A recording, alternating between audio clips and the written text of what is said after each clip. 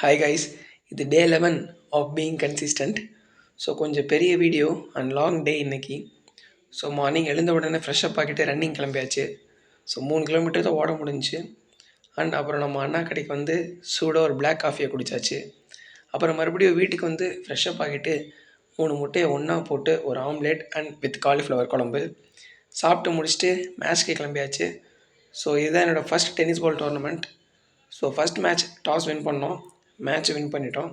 So second மேட்ச்சுக்கு நிறையவே time இருந்ததால் டீ கடைக்கு போய் கொஞ்சம் ஸ்நாக்ஸ் சாப்பிட்டு வந்தாச்சு.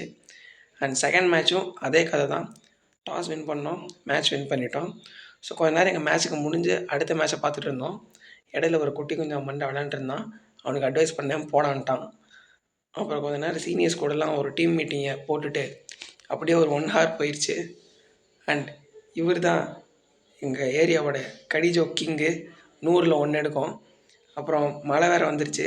ஸோ மழைக்கு இதமாக சூடாக 2 பஜ்ஜியை சாப்பிட்டுட்டு and see here they are Oscar deserved actors, especially him.